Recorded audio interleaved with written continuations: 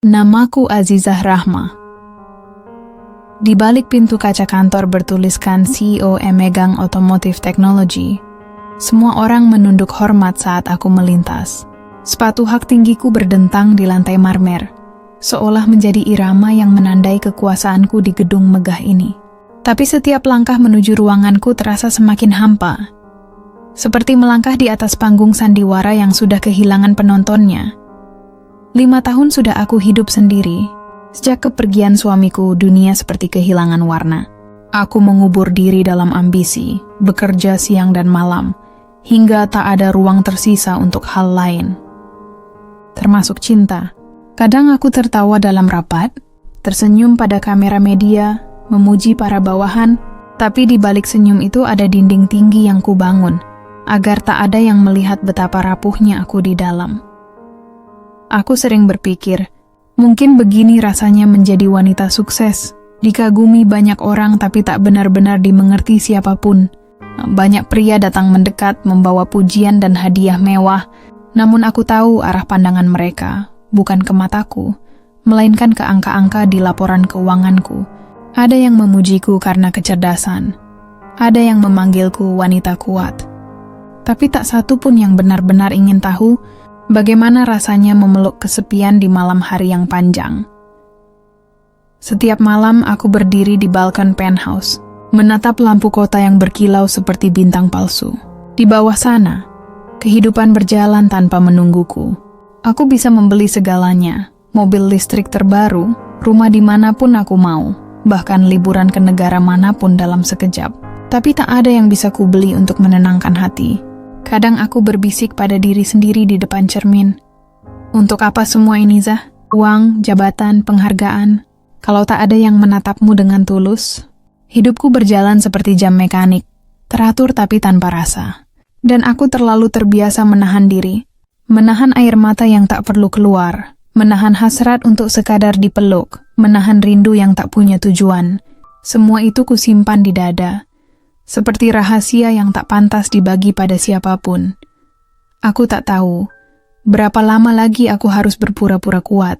Tapi satu hal yang kupelajari selama ini, kesepian adalah harga yang harus dibayar oleh wanita yang terlalu berhasil. Aku hanya tidak tahu bahwa tak lama lagi semesta akan mempertemukanku dengan seseorang yang mengubah segalanya. Seseorang yang akan membuatku merasakan kembali detak yang sempat kupadamkan 5 tahun lalu. Dan mungkin di sanalah takdir mulai menulis ulang kisahku. Sebuah kisah cinta yang tak pernah kuduga. Lahir bukan dari kemewahan, tapi dari kejujuran yang sederhana. Setiap pagi, dunia memaksaku tersenyum. Riasan di wajahku bukan sekadar kosmetik, tapi tameng yang menutupi segala letih dan luka yang tak boleh terlihat. Di dunia bisnis, kelembutan perempuan sering disalahartikan sebagai kelemahan. Maka aku belajar untuk menatap lurus, berbicara tegas, menanggalkan sisi rapuhku setiap kali melewati pintu ruang rapat. Bu Azizah, investor dari Tokyo sudah menunggu di lantai 2, ucap sekretarisku dengan suara tergesa. Aku hanya mengangguk pelan. Jas biru tua menempel rapi di tubuhku, simbol dari ketegasan yang harus kupertahankan. Tapi jauh di dalam hati, aku ingin sekali melepaskan semuanya.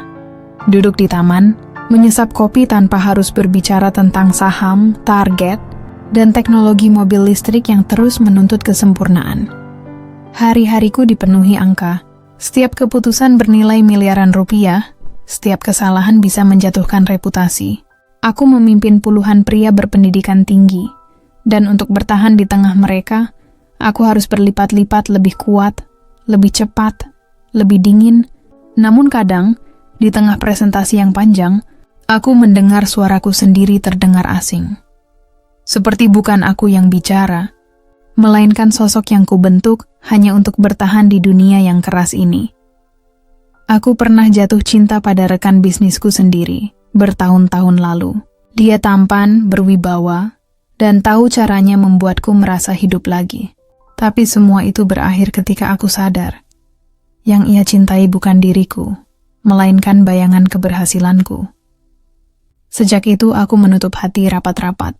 Aku pikir cinta hanyalah kemewahan yang tak layak dimiliki oleh perempuan sepertiku. Terlalu tinggi, terlalu berkuasa, terlalu mandiri.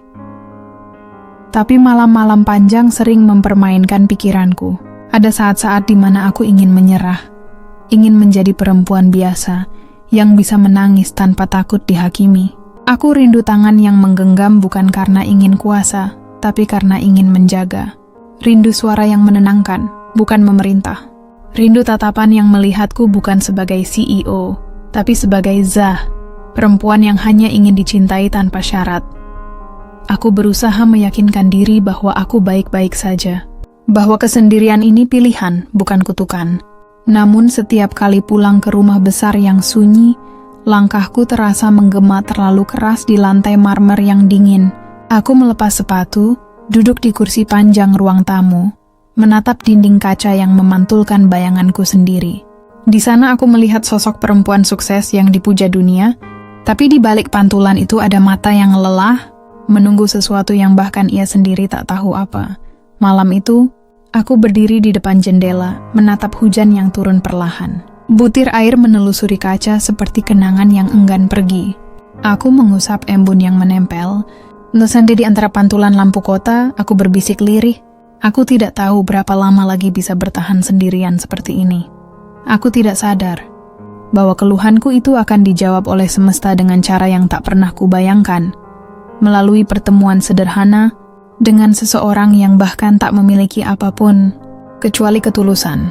Ya, dunia memang keras, tapi terkadang kelembutan yang datang dari arah tak terduga bisa meruntuhkannya hanya dengan satu senyum.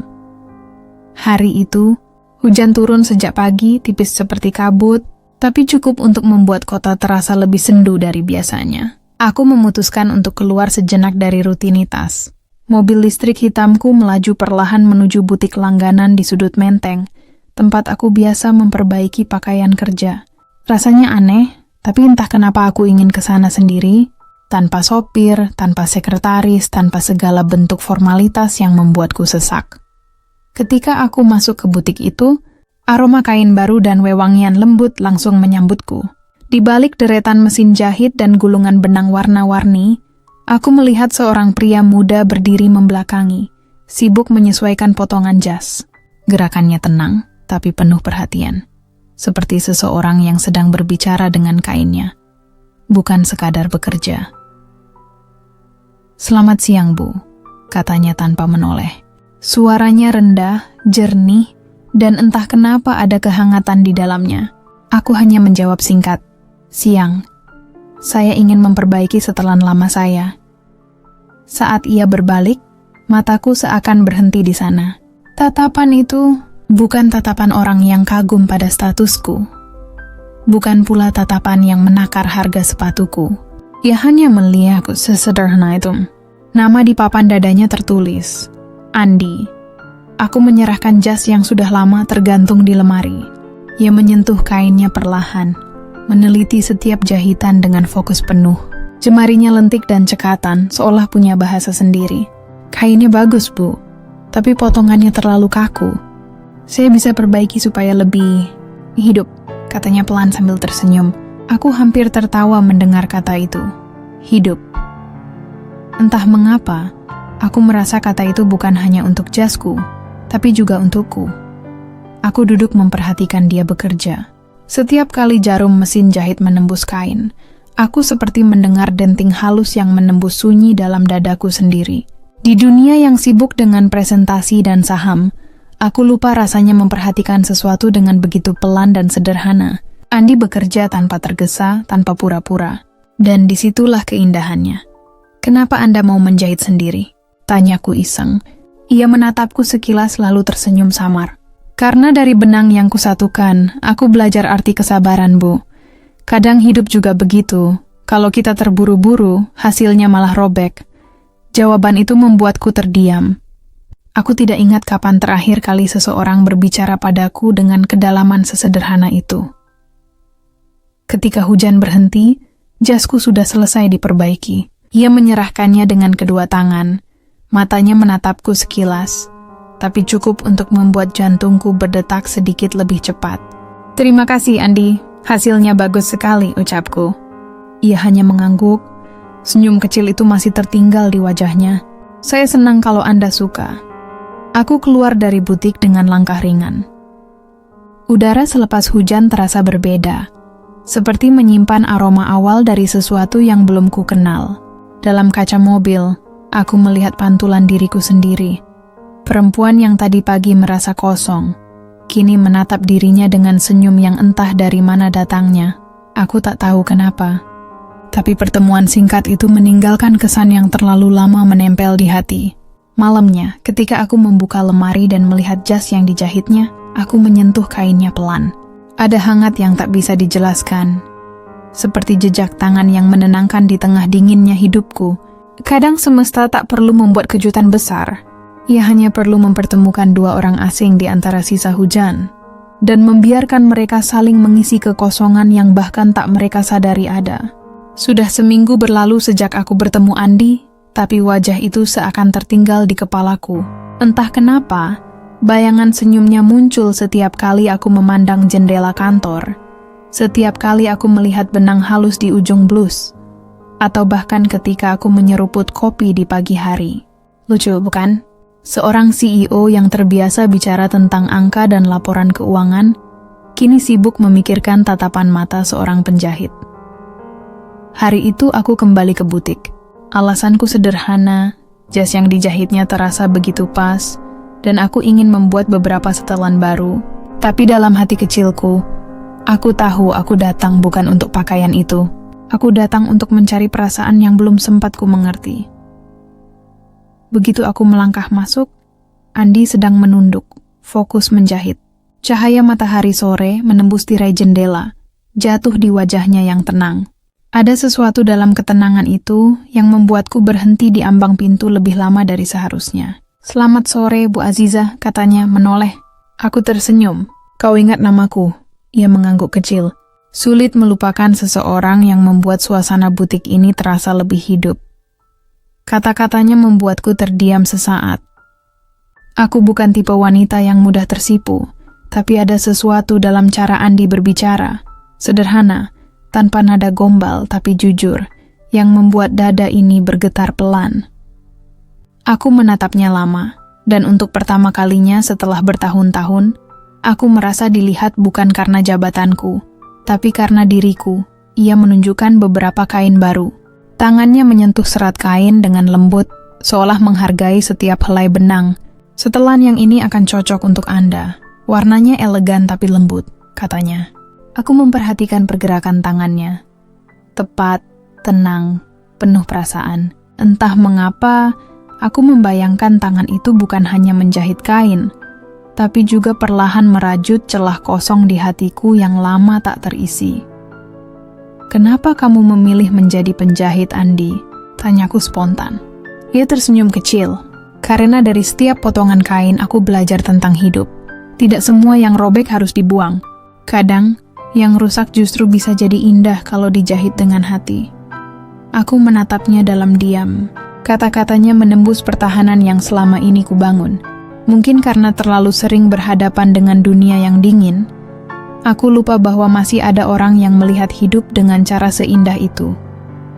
Sore itu, kami berbincang lama. Tentang pekerjaan, tentang kota, bahkan tentang hujan yang katanya membuatnya selalu ingin bernyanyi.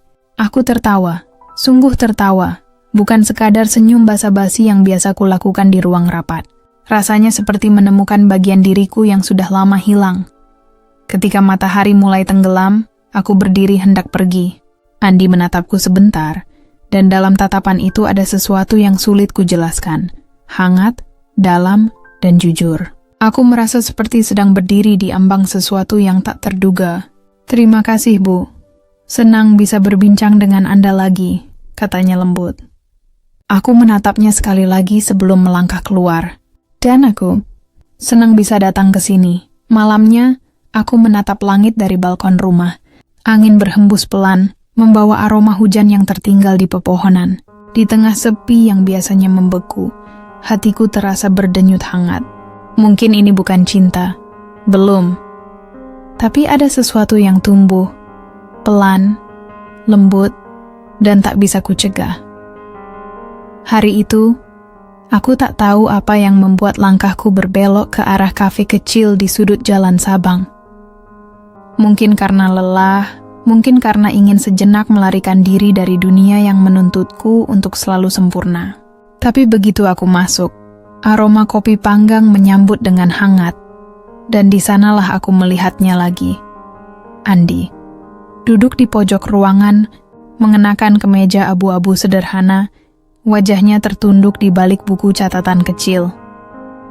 Aku sempat ragu untuk menghampiri, tapi ketika ia menoleh dan tersenyum, entah kenapa langkahku menjadi ringan. Bu Aziza? Suaranya terdengar terkejut tapi hangat. Aku tersenyum pura-pura tenang. Kebetulan lewat. Boleh duduk? Dengan senang hati. Kami duduk berhadapan di meja kecil. 2 cangkir kopi di antara kami, dan waktu seakan melambat. Tidak ada obrolan tentang jabatan, tidak ada nada formalitas. Kami bicara tentang hal-hal kecil, tentang musik, tentang kopi yang menurutnya pahit tapi jujur, tentang hidup yang katanya terlalu singkat untuk dihabiskan hanya untuk mengejar kesempurnaan. Aku mendengarnya dan di sela tawa yang tercipta, aku merasakan sesuatu yang tak pernah kutemukan dalam percakapan dengan siapapun di dunia bisnis. Kadang aku iri dengan orang-orang seperti kamu, kataku tiba-tiba. Iri dengan saya? Ia tertawa kecil, nyaris tidak percaya. Aku menatap keluar jendela, ke arah jalan yang mulai basah oleh gerimis.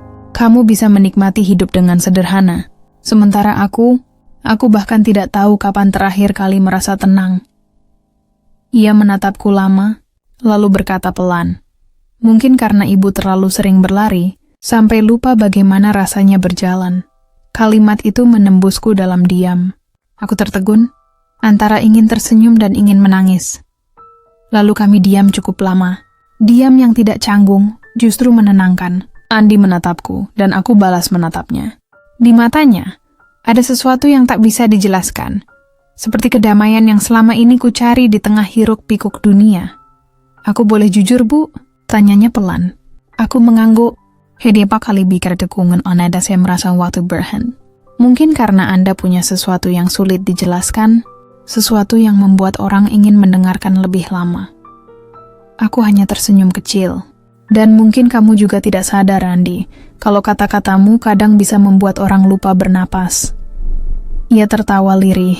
Untuk sesaat, kami seperti 2 jiwa yang tersesat di tengah dunia yang terlalu cepat, dan akhirnya menemukan tempat untuk beristirahat. Ketika aku menyesap kopi terakhir, suasana di luar mulai gelap. Lampu-lampu kafe menyala, memantulkan cahaya lembut di wajah Andi. Aku ingin waktu berhenti di sana, di antara tawa ringan dan pandangan yang menenangkan. Tapi seperti semua hal indah, momen itu pun harus berakhir. Aku harus kembali, kataku lirih.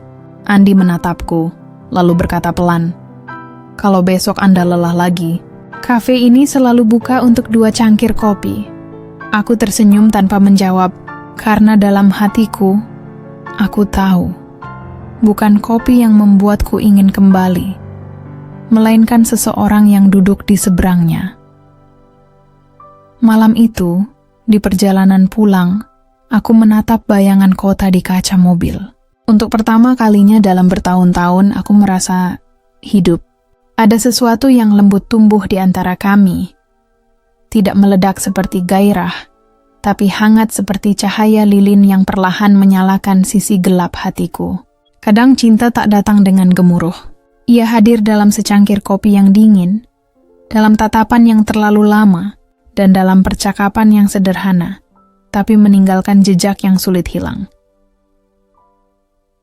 Sudah seminggu berlalu sejak pertemuan di kafe itu, tapi entah kenapa setiap kali aku menatap cangkir kopi di meja kerjaku, bayangan Andi selalu muncul. Suaranya yang tenang, matanya yang jujur, dan cara ia memandang dunia, semuanya menimbulkan getar aneh di dalam diriku. Aku berusaha menepisnya. Aku membuat pada diri sendiri bahwa ini tidak pantas. Bahwa aku, seorang janda yang dihormati, pemilik perusahaan besar, tidak seharusnya terbawa perasaan pada pria biasa seperti dia. Tapi hati selalu punya logika sendiri.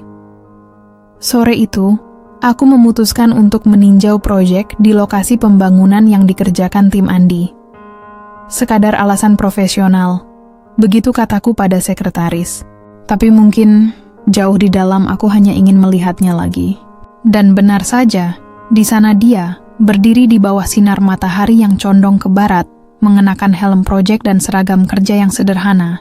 Wajahnya berpeluh tapi matanya tetap teduh. Saat menyadari kehadiranku, Andi tersenyum. Senyum yang membuat seluruh dunia terasa melambat. Bu Azizah tidak biasanya datang tanpa pemberitahuan. Katanya sambil menyeka keringat di pelipis. Aku tersenyum kecil. Kadang saya juga perlu melihat dunia nyata, bukan hanya angka di laporan. Ia tertawa pelan. Dunia nyata itu kotor, panas, dan berdebu, Bu. Justru itu, terkadang saya rindu sesuatu yang tidak dibungkus formalitas. Kami berbincang sebentar, membahas pekerjaan, lalu berjalan menyusuri koridor bangunan setengah jadi. Di antara suara alat berat dan angin sore yang berembus lembut, ada jeda-jeda kecil yang terasa ganjil. Jeda di mana matanya menatapku lebih lama dari seharusnya, dan suaranya menurun menjadi lebih pelan. Ketika langkah kami berhenti di lantai 2, aku hampir terpeleset karena lantai yang licin oleh debu semen. Seketika tangannya refleks memegang lenganku. Refleks sederhana, tapi sentuhan itu membuat waktu berhenti. Aku menatapnya. Terlalu dekat. Terlalu lama. Ada kehangatan yang merambat dari ujung jari ke seluruh tubuh, membuat napasku tercekat. Maaf, Bu. Suaranya serak, hampir seperti bisikan yang menembus kesadaranku. Aku berusaha tersenyum tapi suaraku bergetar. Tidak apa-apa. Kami diam beberapa detik. Tapi diam itu bukan hampa. Ada sesuatu di antara kami. Sesuatu yang tidak bisa dijelaskan dengan logika. Hanya bisa dirasakan seperti arus halus yang mengalir pelan namun pasti. Angin sore membawa aroma semen dan peluh. Tapi di balik semua itu ada wangi halus dari kedekatan yang menegangkan. Aku melangkah mundur, menatap ke arah matahari yang mulai turun. Aku sebaiknya pulang. Andi mengangguk, tapi tatapannya menahan sesuatu yang tak terucap. Ketika aku berjalan menjauh, ku dengar suaranya memanggil pelan, Bu Azizah. Aku menoleh. Mantapku lalu berkata lirih, hati-hati di jalan. Dunia ini bisa keras, apalagi bagi orang yang terlalu lembut. Aku tak menjawab, tapi dalam hati, aku tahu. Mungkin tanpa sadar, ia sudah mulai menyentuh sisi lembut dalam diriku yang lama terkubur. Dan malam itu, saat aku kembali ke rumah yang sunyi, bayangan tangannya di lenganku masih terasa, seperti bisik kecil yang menegaskan sesuatu yang selama ini kutolak. Bahwa aku mulai merindukannya. Bukan hanya karena kata-katanya, tapi karena kehadirannya membuatku merasa dilihat. Bukan sebagai sosok kuat yang harus selalu tegar, tapi sebagai wanita yang masih bisa dicintai. Ada bisikan yang tak terdengar, tapi mampu membuat dada bergetar. Kadang cinta tidak datang lewat kata, melainkan melalui diam yang saling memahami. Langit sore itu tampak muram, seperti sedang menyimpan rahasia yang tak ingin diungkap. Aku baru saja keluar dari ruang rapat yang melelahkan. Para direktur membahas angka, saham, dan strategi tanpa henti. Tapi di tengah semua suara itu, pikiranku malah melayang kepada satu nama. Andi. Entah bagaimana, pria itu terus menghantui pikiranku. Tatapan matanya, senyum yang tulus, bahkan nada suaranya yang tenang, semuanya seperti melekat di ruang hatiku. Aku berusaha menepisnya, tapi semakin ku tepis, bayangannya justru semakin jelas. Sore itu hujan turun deras.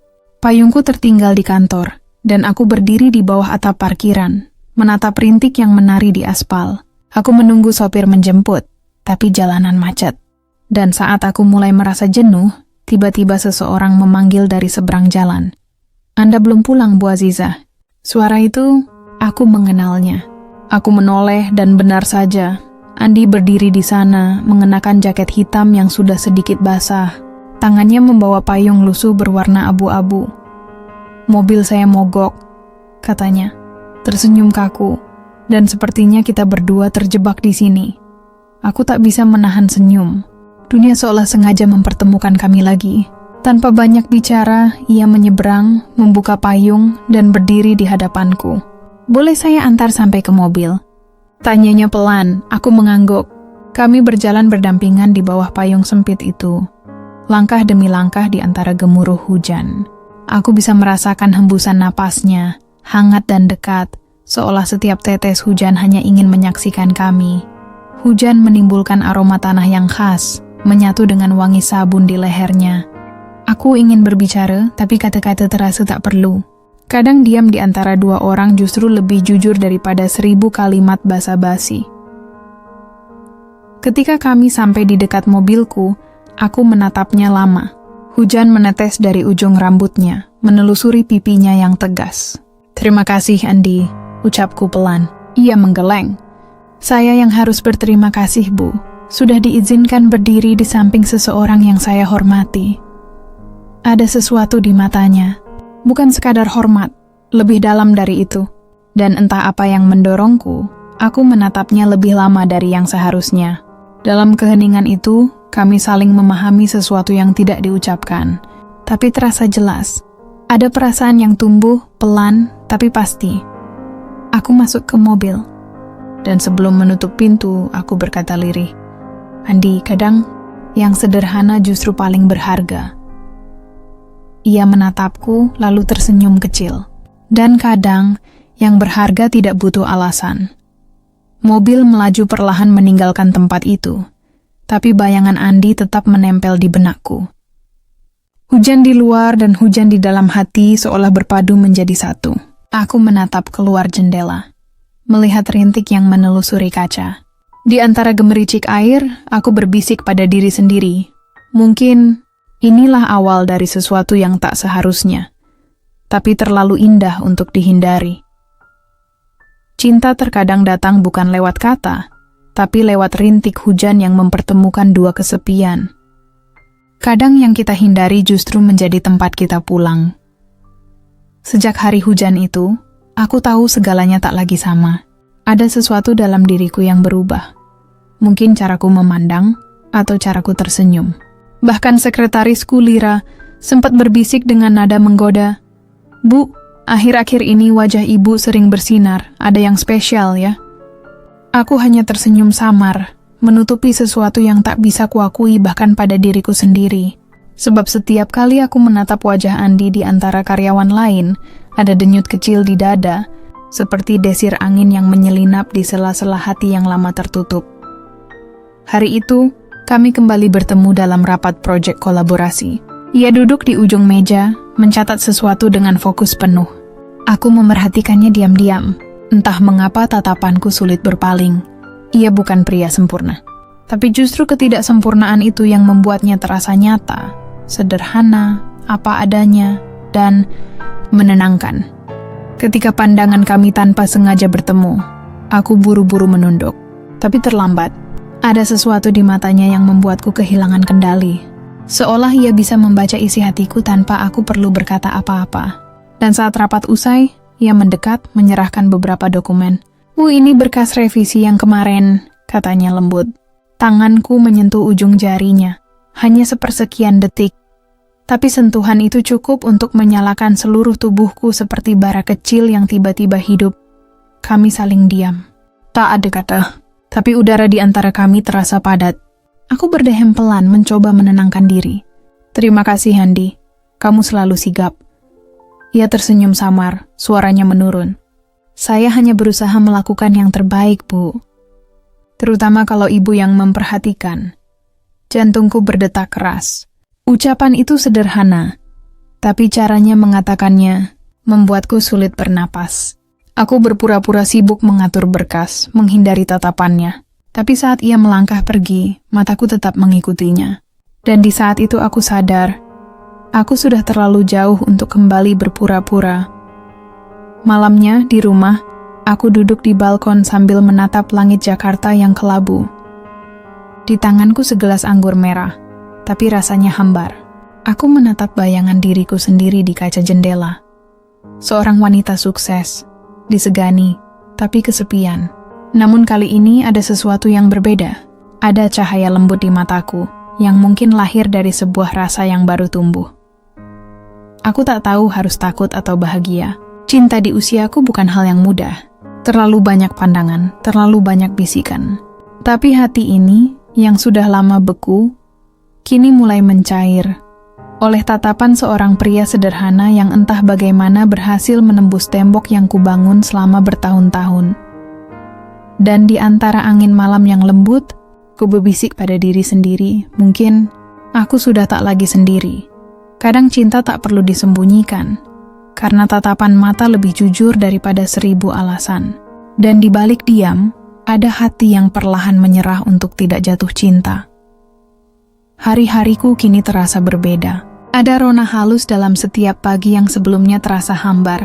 Aku tak lagi sekadar datang ke kantor untuk mengejar target, tapi tanpa kusadari, aku menantikan satu hal sederhana, sebuah senyum, sebaris sapaan, atau bahkan tatapan yang hanya berlangsung beberapa detik. Andi. Namanya saja sudah mampu menimbulkan sesuatu di dadaku yang sulit dijelaskan. Aku mencoba menutupi semuanya di hadapan rekan kerja, menjaga jarak profesional, tapi ternyata perasaan punya cara sendiri untuk menampakkan diri. Bu, akhir-akhir ini ibu sering memuji tim proyek, terutama bagian desain. Goda Lira sambil menyodorkan kopi pagiku. Aku menatapnya tajam, tapi ia malah tertawa kecil. Tenang saja, Bu. Rahasia perusahaan tetap aman. Aku hanya menggeleng pelan, berusaha menyembunyikan debar yang tiba-tiba muncul. Hari itu aku memutuskan turun langsung ke lapangan proyek. Alasan resminya, inspeksi progres kerja. Alasan sebenarnya, aku ingin melihatnya. Dan di sana dia, Andi, dengan kemeja biru polos yang sedikit basah oleh keringat, sedang berbicara dengan para pekerja. Cara dia menjelaskan sesuatu begitu tenang, tulus, dan penuh empati. Tak ada kesombongan, tak ada basa-basi. Ketika ia sadar aku memperhatikannya, senyumnya muncul, lembut, tapi cukup untuk membuat detak jantungku berantakan. Kami sempat berbincang di sudut ruangan, bukan tentang proyek, tapi tentang hal-hal ringan, tentang kopi, tentang hujan, tentang arti kesederhanaan. Dan entah mengapa, setiap kata darinya terasa seperti sapuan lembut di hati yang mulai hidup kembali.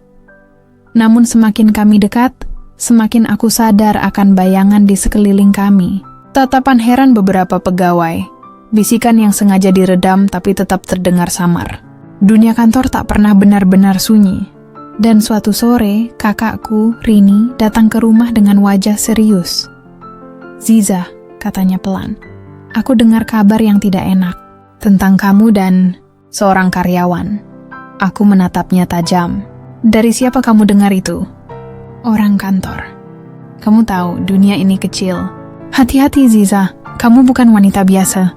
Namamu berarti sesuatu bagi banyak orang." Aku diam. Kata-katanya menusuk seperti pisau yang tajam tapi berbalut kasih sayang. "Dia bukan sembarangan orang," ucapku akhirnya. Rini menatapku lama. "Cinta itu indah, Ziza. Tapi kalau kamu salah menaruhnya, dunia tak akan memaafkan sebaik kamu memaafkan diri sendiri."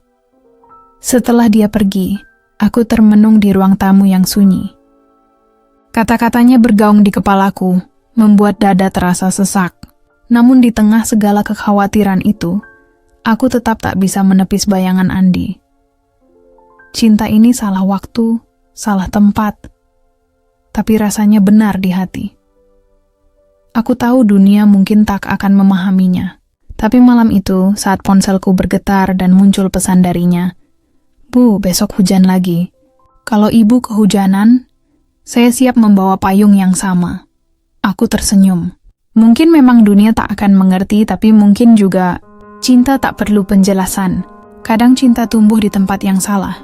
Tapi jika hati merasa tenang, apakah itu masih disebut kesalahan?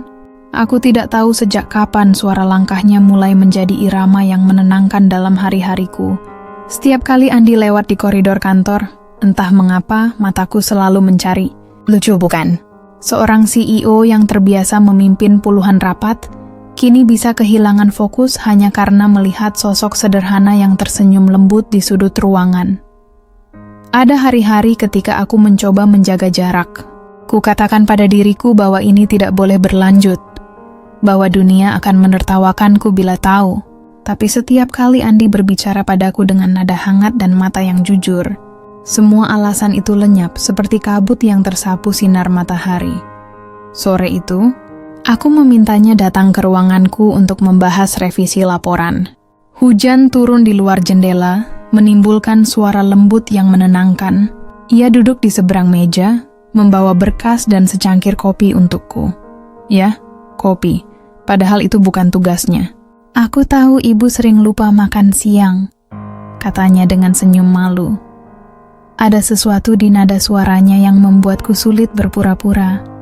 Aku menatapnya cukup lama hingga ia terlihat gugup. Andi, ucapku pelan, kamu sadar kan kalau semua ini tidak seharusnya? Ia terdiam, lalu menatapku dengan ketulusan yang nyaris menyakitkan. Saya tahu, Bu. Tapi perasaan tidak selalu mengikuti peraturan. Kata-kata itu menamparku dengan lembut. Aku ingin menolak, tapi setiap huruf yang ia ucapkan terasa seperti kebenaran yang tak bisa kupungkiri. Kami diam cukup lama, hanya ditemani bunyi hujan dan aroma kopi yang menenangkan. Lalu ia berkata lagi, suaranya hampir berbisik. Saya tidak ingin membuat ibu terlihat buruk, tapi kalau saya harus memilih antara menjaga jarak atau jujur pada perasaan saya pilih jujur. Aku menunduk merasakan mataku memanas. Sudah lama tidak ada pria yang berbicara padaku dengan nada seperti itu. Bukan karena uang, bukan karena jabatan, tapi karena tulus. Dan untuk pertama kalinya, aku membiarkan diriku mendengarkan hati, bukan logika. Kami berbicara lama sore itu, bukan tentang pekerjaan, tapi tentang hidup, tentang kehilangan, tentang sepi, tentang harapan yang kadang muncul di tengah hampa. Tanpa sadar, jarak di antara kami semakin kecil, dan ketika hujan mereda, kami hanya saling menatap. Tidak ada yang perlu dikatakan, karena diam kami sudah terlalu jujur. Malamnya, aku pulang dengan dada yang penuh sesak. Di rumah, aku duduk di tepi ranjang, memandangi pantulan wajahku di cermin. Ada sesuatu yang berbeda di sana. Bukan hanya kerutan usia, tapi juga cahaya baru di mata yang dulu mati. Mungkin ini salah pikirku, tapi mengapa rasanya begitu benar? Kadang cinta datang tanpa mengetuk, menembus logika dan tembok yang kita bangun sendiri. Dan dalam diam, dua hati saling memanggil, bukan untuk dimiliki, tapi untuk dipahami. Cinta yang kami sembunyikan perlahan mulai memiliki bayangan. Awalnya hanya bisikan kecil di antara meja-meja kantor, lalu beralih menjadi tatapan aneh yang menyelinap setiap kali aku dan Andi berbicara terlalu lama. Dunia korporat tak pernah benar-benar diam. Ia hidup dari rumor, bernafas lewat rasa ingin tahu. Aku berusaha menepis semuanya, tetap bersikap tegas, menjaga jarak di depan umum, namun setiap kali Andi melangkah masuk ke ruanganku dengan senyum lembutnya, benteng yang kubangun runtuh tanpa suara. Senyumnya terlalu jujur untuk kusembunyikan di balik formalitas. Suatu siang, saat aku sedang meninjau proposal, Lira masuk dengan wajah canggung. Bu, ada yang perlu ibu tahu, katanya pelan. Beberapa orang mulai membicarakan kedekatan ibu dengan Pak Andi. Katanya, tidak biasa. Aku menatapnya lama, menimbang setiap kata. Dan menurutmu? Tanyaku akhirnya. Lira menunduk. Saya hanya takut mereka salah paham, Bu. Dunia ini tidak sebaik hati ibu.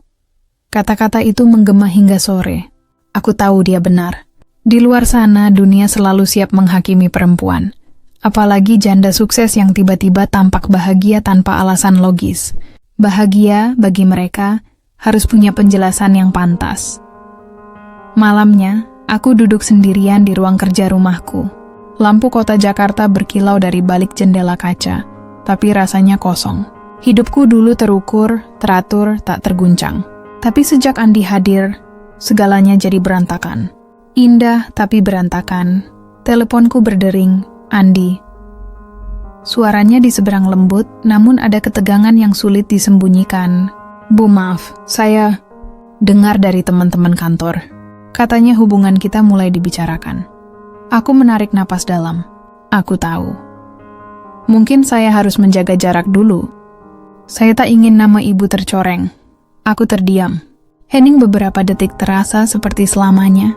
Dan kamu sanggup menjauh? Tanyaku akhirnya. Hening. Lalu ia menjawab dengan suara yang pelan, tapi mantap. Tidak. Jawaban itu menohok sekaligus menghangatkan. Kalau begitu kita hadapi saja. Aku sudah terlalu lama hidup menuruti kata orang, ucapku lirih. Andi terdiam, lalu hanya berucap, "Saya di sini, Bu, selalu." Malam itu aku memejamkan mata, tapi tidur tak datang. Aku tahu badai akan tiba. Dari kantor, dari keluargaku, mungkin dari diriku sendiri. Namun di balik segala ketakutan itu, ada secuil keyakinan yang menenangkan. Aku akhirnya mencintai seseorang bukan karena siapa dia, tapi karena bagaimana ia membuatku merasa hidup lagi. Kadang dunia menilai cinta dari penampilan, padahal cinta sejati justru tumbuh dari luka yang saling memahami. Dan mungkin, yang salah bukan rasa ini, tapi dunia yang tak tahu caranya melihat dengan hati. Hari itu langit Jakarta muram, seolah ikut merasakan guncangan yang menimpa hidupku. Semuanya bermula dari sebuah unggahan anonim di media sosial. Foto aku dan Andi sedang makan siang di kafe dekat kantor.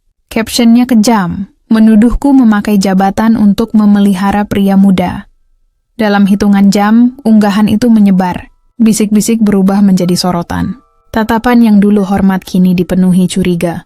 Dan yang paling menyakitkan, bukan karena mereka tak percaya padaku, tapi karena diam-diam aku mulai percaya bahwa mereka memang ingin melihatku jatuh.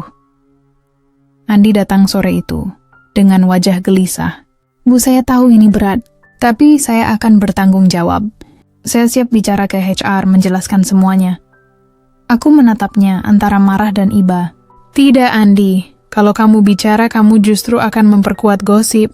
Mereka akan mengira benar ada apa-apa antara kita." "Tapi, memang ada, Bu." Suaranya bergetar. "Ada rasa yang saya tak bisa pura-pura." Kata-katanya menamparku pelan. Memang ada, tapi di dunia yang kejam ini, perasaan tulus sering kalah oleh persepsi." Aku terdiam lalu berkata dengan tenang, "Andi, dengarkan aku. Kita harus berhenti bertemu sementara waktu. Setidaknya sampai badai ini reda." Ia menatapku lama, seolah tak percaya aku yang mengatakannya. "Jadi ibu menyerah?" Aku menunduk, menahan air mata. "Bukan menyerah, Andi. Aku hanya berusaha menyelamatkanmu. Dunia ini tak akan adil padamu kalau kau terus di sisiku." Andi melangkah pergi tanpa banyak kata. Hujan turun saat itu juga, deras dan tiba-tiba, seolah langit menumpahkan seluruh luka yang tak bisa kusebutkan. Aku berdiri di balik jendela, menatap punggungnya yang perlahan menghilang di bawah hujan, dan di sanalah aku sadar. Kadang yang paling menyakitkan bukan kehilangan seseorang, tapi terpaksa melepaskannya demi kebaikannya sendiri. Malamnya aku menerima panggilan dari Dewan Direksi. Nada mereka dingin, formal, dan memotong. "Mbak Azizah, kami harap Ibu bisa menjelaskan situasi yang ramai di luar sana. Ini mencoreng reputasi perusahaan." Aku menarik napas panjang. "Baik, saya akan buat pernyataan resmi besok." Sebelum mereka menutup panggilan, seseorang berkata sinis, "Kami selalu percaya pada profesionalisme Ibu, tapi publik bisa saja tidak." Setelah telepon itu, aku menangis. Bukan karena takut kehilangan jabatan, tapi karena merasa seluruh kerja keras bertahun-tahun bisa hancur hanya karena satu foto dan satu perasaan yang jujur. Cinta kadang tak kalah oleh kebohongan, tapi oleh dunia yang tak siap menerima kejujuran dalam bentuk yang tak biasa. Dan malam itu, di antara isak dan hujan yang tak berhenti, aku hanya bisa berdoa, semoga Tuhan mengerti alasan di balik setiap luka yang kupilih untuk kutanggung sendiri. Sejak malam itu tidurku tak lagi nyenyak. Setiap kali memejamkan mata, bayangan Andi selalu datang. Tatapan matanya yang kecewa, wajahnya yang basah oleh hujan, dan suaranya yang penuh getir saat bertanya, "Jadi Ibu menyerah?" Aku memutar ulang percakapan itu berkali-kali. Seperti lagu patah hati yang tak bisa kuhentikan. Namun kali ini, bukan hanya hatiku yang berdarah. Reputasiku, posisiku, seluruh dunia yang kubangun dengan perjuangan bertahun-tahun, perlahan mulai retak. Pagi ini, aku menatap pantulan diriku di cermin besar ruang kerjaku. Seorang wanita berjas rapi, dengan mata sembab yang berusaha terlihat kuat. Aku masih Azizah, CEO yang pernah dielu-elukan. Tapi kini, di balik senyum profesional, aku hanya seorang wanita yang lelah menahan badai. Sore itu aku mengumpulkan seluruh jajaran direksi.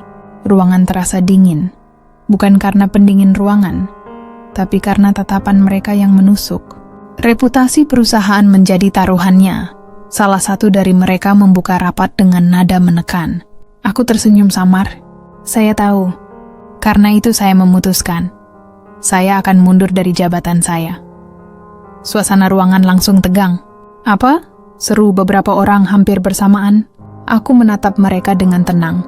Saya tidak ingin perusahaan ini menanggung beban gosip yang tak berdasar. Saya sudah membangun fondasi kuat di sini, dan saya yakin perusahaan ini akan baik-baik saja tanpa saya. Seseorang mencoba menahanku, tapi keputusanku sudah bulat. Setelah rapat itu, aku menandatangani surat pengunduran diri dengan tangan bergetar. Bukan karena ragu, tapi karena sadar, aku baru saja menutup satu bab besar dalam hidupku. Malamnya, aku berjalan sendirian di parkiran bawah gedung kantor. Tempat itu kini terasa asing. Padahal disinilah dulu aku meniti langkah pertama sebagai wanita karier. Lampu-lampu neon memantul di genangan air hujan, dan entah kenapa, aku melihat pantulan itu seperti bayangan dari diriku yang lama. Seorang wanita yang selalu kuat di luar, tapi rapuh di dalam. Tiba-tiba ponselku bergetar. Pesan dari Andi. Saya dengar ibu mundur. Kenapa? Jangan bilang ini karena saya. Aku menatap layar itu lama, lalu membalas pelan. Bukan karena kamu, Andi, tapi karena aku ingin bisa mencintai tanpa rasa bersalah. Pesan itu terkirim, tapi tak ada balasan. Mungkin ia marah, mungkin ia kecewa. Tapi aku tahu, cinta tak harus selalu berdampingan. Kadang cinta sejati justru lahir dari pengorbanan. Aku melangkah ke mobil, menatap gedung tinggi yang selama ini menjadi saksi ambisiku. Dan sebelum menyalakan mesin, aku berbisik pada diriku sendiri.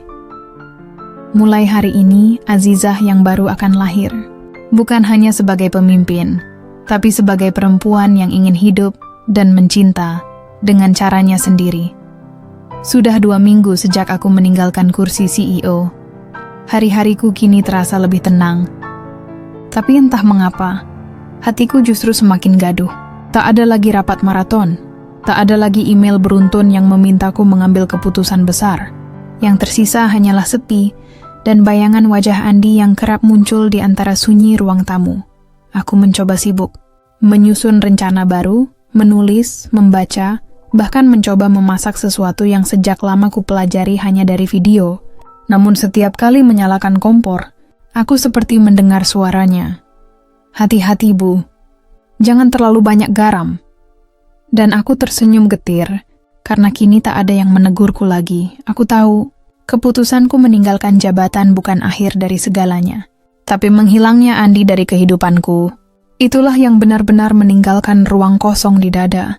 Beberapa kali aku mencoba menghubunginya, tapi selalu kuurungkan.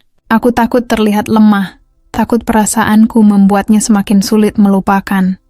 Sampai suatu pagi, di tengah aroma kopi yang baru kuseduh, ponselku bergetar. Satu pesan dari nomor yang sangat kukenal. Apa kabar, Bu? Saya ingin tahu apakah Ibu bahagia sekarang? Pesan itu membuat jantungku berdetak tak beraturan. Aku membaca ulang kalimat sederhana itu berkali-kali, sebelum akhirnya membalas. Aku baik, Andi. Tapi bahagia? Aku belum tahu. Beberapa detik kemudian balasan datang. Kalau begitu, izinkan saya membantu Ibu menemukannya lagi. Aku menutup mulut, menahan senyum yang tiba-tiba saja merekah. Ada sesuatu dalam kata-katanya yang hangat, bukan rayuan, tapi ketulusan yang menembus segala logika. Entah bagaimana, pesan itu seperti embun di pagi keringku. Namun aku tahu, dunia kami tak semudah itu untuk disatukan. Bukan hanya karena perbedaan status, tapi karena aku masih membawa luka yang belum sembuh. Aku membalas pelan. Andi, kadang jarak bukan hanya tentang tempat, tapi tentang waktu yang kita butuhkan untuk benar-benar siap. Ia tak membalas lagi malam itu. Tapi aku tahu, Di suatu tempat, ada seseorang yang juga menatap layar ponselnya dengan perasaan yang sama. Rindu yang ditahan, dan cinta yang belum berani disuarakan. Malam itu aku berdiri di balkon, menatap bintang yang jarang muncul di langit kota. Angin berembus lembut membawa aroma hujan yang akan datang. Dan aku berbisik pelan pada diriku sendiri. Andi, mungkin jarak ini bukan hukuman. Mungkin ini adalah cara Tuhan memberi kita waktu untuk saling memahami. Bukan hanya siapa kita, tapi kenapa kita saling memilih. Sudah hampir sebulan sejak Andi kembali mengirim pesan terakhir itu. Hubungan kami seperti benang halus yang digantungkan di antara dua hati. Tak putus, tapi juga tak sepenuhnya terikat. Aku menjalani hari-hariku dengan rutinitas baru. Bekerja dari rumah, menulis, sesekali menghadiri seminar bisnis kecil yang masih memintaku berbicara sebagai pembicara tamu. Dan di sanalah, luka lama itu datang mengetuk pintu. Aku baru saja turun dari panggung ketika seseorang memanggil namaku dengan suara yang begitu ku kenal. Ziza? Langkahku terhenti. Tubuhku menegang seketika. Suara itu hangat, tegas, dan bergetar lembut. Suara yang dulu sering memanggilku dengan nada penuh kasih. Sebelum dunia kami runtuh, aku menoleh. Darin, pria yang pernah mengisi hidupku 5 tahun lalu. Pria yang dulu kupanggil suami, waktu seolah berhenti sejenak. Wajahnya masih sama, hanya sedikit lebih lelah. Ada kerutan baru di sudut matanya, tapi sorot itu masih sama. Tatapan yang dulu membuatku jatuh cinta, lalu hancur karenanya. Sudah lama sekali, katanya pelan, berusaha tersenyum. Aku membalas senyum tipis. Ya, sangat lama. Kami berdiri canggung di antara kerumunan yang lalu lalang. Semuanya terasa seperti deja vu. Aroma parfum, cara dia menatapku, bahkan cara ia menyebut namaku. Setelah beberapa basa-basi, ia menawarkan untuk mengantarku pulang. Aku hampir menolak, tapi entah mengapa, langkahku justru menuruti. Di dalam mobil keheningan terasa berat. Akhirnya ia memecahnya dengan suara rendah. Ziza, aku dengar kamu sekarang sendiri. Aku menatap keluar jendela, menahan napas. Dan kau juga, aku rasa? Ia tertawa pelan. Ya, karma memang tahu cara bekerja. Kata-katanya menusuk, tapi juga entah kenapa menenangkan. Ia menatapku lama, lalu berkata dengan nada yang lebih lembut. Kalau waktu bisa diulang, aku akan memperjuangkanmu lebih keras. Aku tersenyum getir, tapi waktu tak bisa diulang, Rin. Kita hanya bisa belajar darinya. Sesampainya di depan rumah, aku berterima kasih dan segera turun. Namun sebelum aku sempat menutup pintu, ia memanggilku lagi. Ziza, aku masih mencintaimu. Aku terdiam. Dunia seolah berhenti berputar sesaat. Aku ingin marah, tapi yang muncul justru perasaan asing yang tak bisa kuterjemahkan, antara nostalgia, luka, dan sedikit kelembutan yang tersisa. Tapi kemudian bayangan Andi melintas di pikiranku. Tatapan polosnya, cara ia menyebut namaku dengan penuh hormat. Aku menarik napas panjang. Maaf, Rin, cinta yang dulu sudah mati. Aku tak ingin menghidupkannya lagi hanya karena kesepian. Lalu aku menutup pintu, melangkah pergi dengan langkah yang gemetar. Malam itu aku berdiri di depan cermin, menatap pantulan diriku sendiri. Dan untuk pertama kalinya setelah sekian lama, aku sadar. Aku bukan lagi wanita yang dulu ditinggalkan dengan luka, tapi wanita yang kini belajar menolak, meski hatinya masih bergetar oleh masa lalu. Sejak pertemuanku dengan Darin hari itu, pikiranku tak lagi tenang. Aku berusaha menganggapnya kebetulan. Sebuah pertemuan yang tak berarti apa-apa, selain nostalgia yang sudah seharusnya terkubur. Tapi dunia selalu punya cara kejam untuk menguji hati yang belum sepenuhnya sembuh. Beberapa hari kemudian, Andi datang. Aku tak tahu bagaimana ia tahu alamat rumahku, tapi melihatnya berdiri di depan pintu dengan wajah penuh rindu, membuat dadaku terasa sesak. Dia membawa setangkai bunga mawar putih, sederhana tapi indah. Untuk ibu, katanya pelan, atau untuk Azizah yang saya rindukan. Aku terpaku. Sungguh, hanya dengan mendengar suaranya saja, Rasanya seluruh bebanku seakan luluh. Kami duduk di ruang tamu, berbincang seadanya, seperti dua jiwa yang takut jujur pada rasa yang mereka simpan terlalu lama. Namun suasana hangat itu tiba-tiba berubah ketika ponselku berdering. Nama Darin terpampang jelas di layar.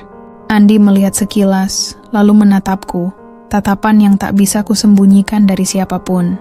Aku buru-buru menekan tombol decline, tapi sudah terlambat. Andi menunduk, tersenyum getir. Dia mantan suami kan? Aku mengangguk perlahan. Hanya kebetulan kami bertemu lagi. Andi menghela napas panjang, lalu berkata dengan lirih, kadang, kebetulan adalah cara Tuhan menguji kesetiaan.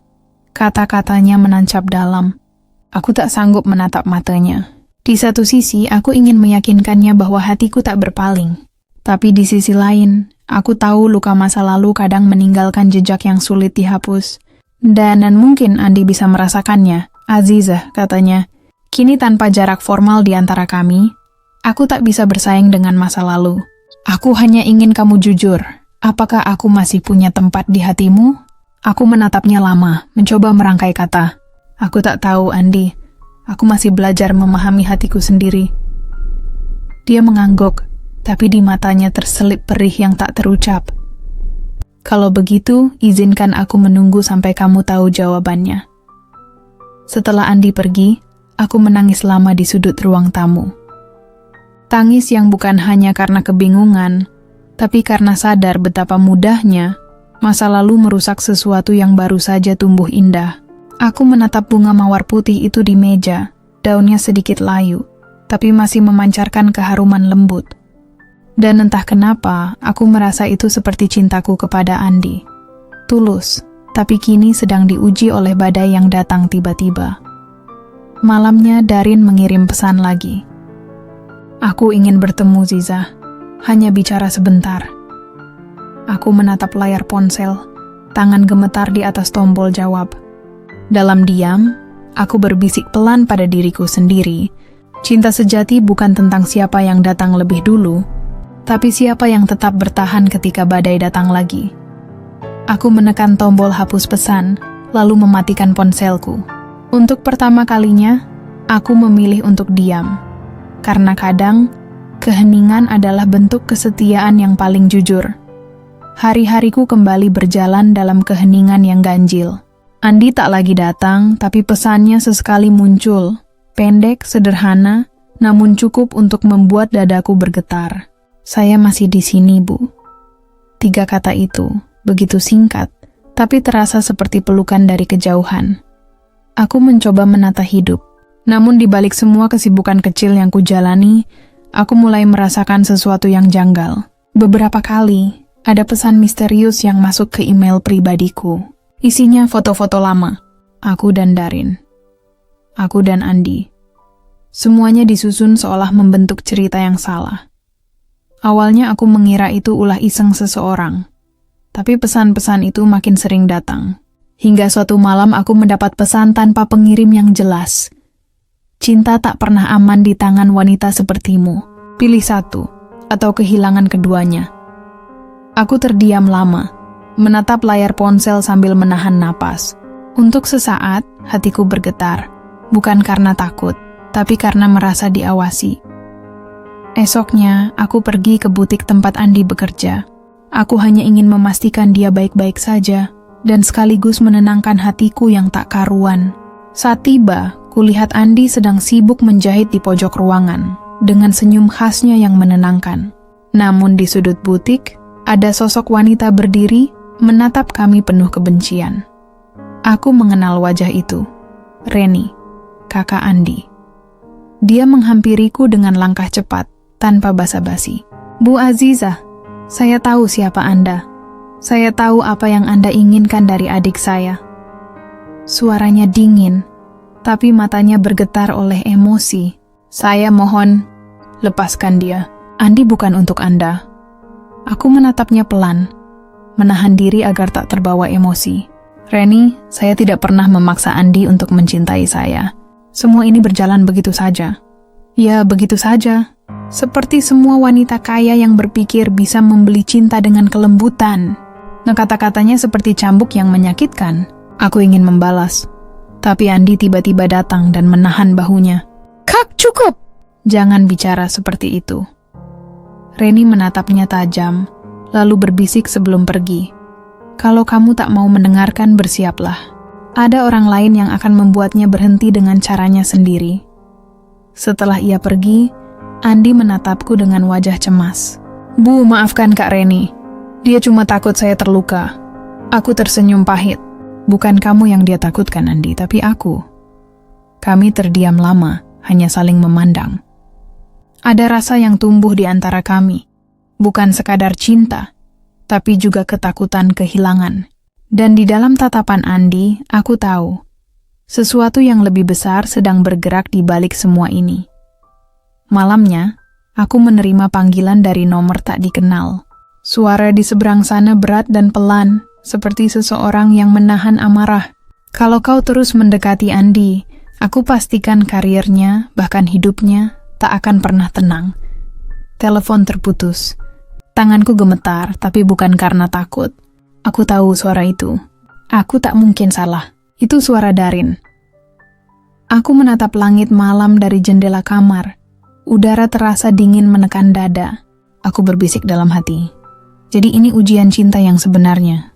Bukan tentang siapa yang kupilih, tapi tentang siapa yang berani tetap di sisiku. Bahkan ketika cinta kami diancam oleh masa lalu yang belum selesai. Hari itu aku merasa dunia berhenti berputar. Aku duduk di ruang kerjaku, menatap layar laptop yang menampilkan foto. Foto yang tak seharusnya kulihat. Andi, bersamanya.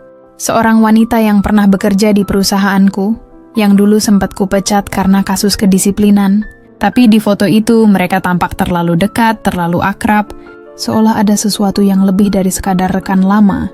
Tanganku gemetar, napasku sesak. Rasanya seperti ada tangan tak kasat mata yang meremas dadaku. Aku ingin menolak apa yang kulihat, tapi bukti itu menampar kesadaranku tanpa belas kasih. Air mataku jatuh begitu saja, tanpa permisi. Aku ingin percaya bahwa ada penjelasan di balik semuanya. Tapi untuk pertama kalinya dalam 5 tahun terakhir, aku takut. Takut kehilangan sesuatu yang baru saja memberiku makna hidup. Ketika Andi datang sore itu, membawa bunga mawar putih seperti biasanya, aku tidak bisa menatap matanya. Senyumnya yang dulu membuatku berdebar kini terasa asing. "Sayang, kenapa?" Tanyanya lembut. Aku menarik napas dalam, mencoba menahan getaran suaraku. "Kau bersamanya?" Tanyaku akhirnya, dengan nada yang hampir berbisik. Andi terdiam. Ada jeda panjang yang lebih menyakitkan daripada jawaban apapun. Tatapannya menunduk, lalu ia berkata pelan, "Itu tidak seperti yang kau pikirkan, Zah." Aku tertawa pahit. "Tidak seperti yang kupikirkan." Kau memeluknya, Andi. Kau memegang tangannya. Bagaimana aku harus memikirkan itu? Ia mendekat, mencoba menggenggam tanganku, tapi aku menepisnya. "Kau tahu betapa sulitnya bagiku mempercayai seseorang setelah semua luka masa lalu. Dan sekarang, kau mengulanginya." Suasana ruangan terasa sesak. Hanya ada isak tertahan dan detak jam yang seolah menertawakan kebodohanku. Andi akhirnya meninggalkan ruangan tanpa banyak bicara. Dan malam itu, aku menangis sejadi-jadinya. Aku tidak tahu berapa lama aku terdiam di depan jendela, menatap hujan yang turun deras. Setiap tetesnya seolah menirukan tangisku. Di antara rasa marah dan kecewa, ada sesuatu yang lain. Ketakutan kehilangan, karena meski logika memaksaku membenci, hatiku masih mencintainya. Terlalu dalam untuk dihapus begitu saja. Malam itu aku berjanji pada diriku sendiri, aku akan mencari kebenaran. Jika memang Andi berkhianat, aku akan pergi tanpa menoleh. Tapi jika tidak, aku takkan dimampuanskan lagi. Seluruh dunia menertawakan. Sudah 3 hari aku tak berbicara dengan Andi. Telepon darinya tak kujawab. Pesan-pesannya hanya kubaca tanpa balasan. Setiap kali layar ponselku bergetar menampilkan namanya, hatiku berdebar tak karuan, antara rindu dan marah yang bergumul seperti badai di dada. Aku, Azizah, seorang CEO yang mampu menegosiasikan kontrak miliaran rupiah tanpa gentar, kini justru kalah oleh hatiku sendiri. Sore itu, Aku menerima sebuah amplop coklat dari staf resepsionis. Tidak ada nama pengirim, hanya tulisan kecil di pojoknya. Untukmu, agar kau tahu kebenarannya. Di dalamnya, ada beberapa lembar foto dan sebuah flash disk. Dengan hati berdebar, aku memutar video di dalamnya. Di layar, kulihat wanita yang sama, mantan pegawaiku itu, berbicara dengan seseorang di kafe. Suaranya jelas. Aku sengaja mendekati Andi. Kalau dia terlihat bersamaku, pasti Azizah marah dan meninggalkannya. Aku akan pastikan cinta mereka hancur. Seketika tubuhku gemetar. Jadi ini jebakan. Aku menutup mulutku, menahan isak yang nyaris pecah. Ada rasa sesak, tapi juga kelegaan yang aneh. Andi, dia tidak bersalah. Tanpa pikir panjang, aku mengambil kunci mobil dan melaju ke tempat biasa kami bertemu. Toko jahit kecil di sudut Jalan Cempaka, tempat pertama kali aku mengenalnya. Di sana Andi sedang menjahit dengan wajah lelah, seperti seseorang yang menanggung kesedihan yang tak terucapkan. Andi, suaraku lirih, hampir tenggelam oleh denting jarum mesin jahit. Ia menoleh, matanya sedikit merah. Zah, ia hanya memanggil namaku, tapi suaranya syarat makna. Aku berjalan pelan mendekat, lalu menyerahkan flash disk itu kepadanya. Lihatlah ini. Beberapa menit kami diam, hanya suara video yang terdengar. Setelahnya Andi menatapku lama. Jadi kau tahu sekarang? Katanya pelan. Aku mengangguk, lalu tanpa sadar air mataku jatuh. Maafkan aku, Andi. Aku terlalu cepat menilai. Aku takut kehilanganmu. Andi tersenyum pahit. Aku juga salah, Zah. Aku seharusnya menjelaskan sejak awal. Aku cuma tak ingin kau makin stres. Aku ingin melindungimu, tapi malah membuatmu sakit. Kami terdiam lama, lalu Andi mendekat, menyentuh wajahku perlahan. Sentuhannya lembut, namun menyalakan kembali bara yang hampir padam di hatiku. Kalau masih ada ruang di hatimu untukku, bisiknya. Izinkan aku memperbaikinya. Aku menatapnya, lama. Dalam diam aku tahu aku sudah memaafkannya. Malam itu kami tak banyak bicara. Hanya duduk berdampingan, membiarkan keheningan menyembuhkan yang patah. Dan ketika aku bersandar di bahunya, aku tahu, kadang, cinta yang sejati memang harus diuji dengan luka, agar tahu seberapa kuat ia bertahan. Malam itu terasa berbeda. Setelah sekian lama hatiku diguncang badai, kini semuanya perlahan tenang.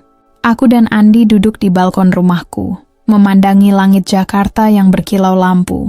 Seolah bintang-bintang turun ke bumi untuk menyaksikan kami berdamai.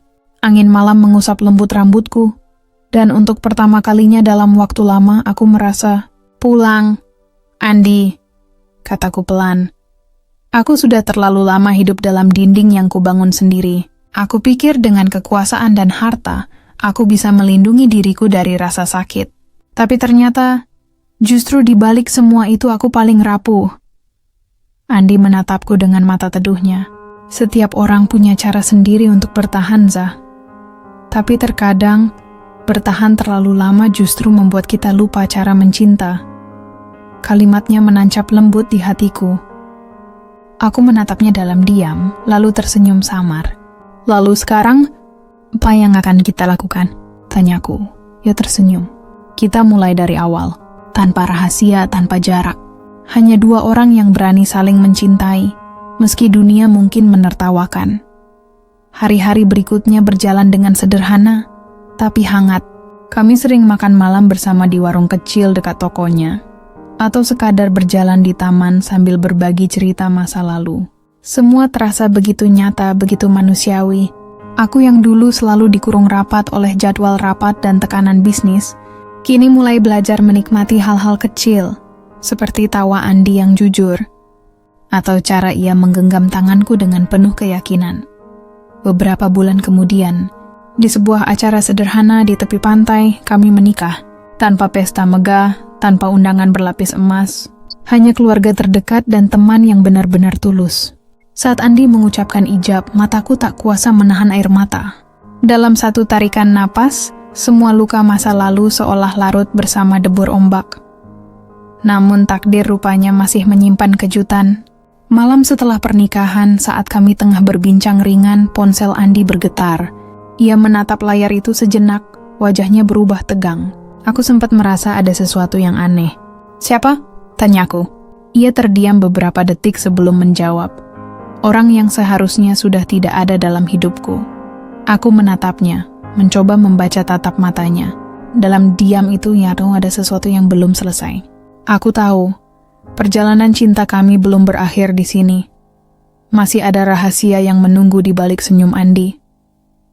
Tapi kali ini, aku tak ingin berprasangka. Aku hanya ingin percaya. Karena cinta yang sejati bukan tentang tak adanya badai, tapi tentang dua hati yang tetap berpegang ketika langit mulai gelap. Kini, ketika ku tatap wajah Andi yang tertidur di sampingku, aku tahu perjalanan panjang penuh luka dan air mata itu tidak sia-sia. Kami melewati badai yang tak ringan, pengkhianatan, penolakan, bahkan ancaman yang hampir memisahkan kami. Tapi cinta yang tulus selalu menemukan jalannya. Aku, seorang wanita yang dulu takut jatuh cinta lagi, kini belajar bahwa cinta tidak harus sempurna untuk disebut sejati. Ia hanya perlu jujur. Jujur untuk bertahan. Jujur untuk saling menggenggam meski dunia mencoba memisahkan. Hidup kami mungkin tidak mewah, tapi penuh kehangatan. Aku masih CEO di perusahaan besar, dan Andi tetap dengan kesederhanaannya. Tapi di antara kami, sudah tak ada jarak, tak ada dinding. Hanya dua hati yang saling menyembuhkan. Dan jika ada yang bertanya bagaimana akhirnya kisah ini berujung, maka aku akan menjawab. Ini bukan akhir, tapi awal dari cinta yang disatukan oleh luka, diuji oleh waktu, dan dikuatkan oleh kejujuran. Bagaimana menurut kalian kisah Azizah dan Andi ini? Apakah cinta mampu menyatukan dua dunia yang berbeda? Tulis pendapatmu di kolom komentar. Dan jangan lupa, like, share, serta subscribe agar kamu tak ketinggalan kisah romansa berikutnya yang akan menggugah hatimu.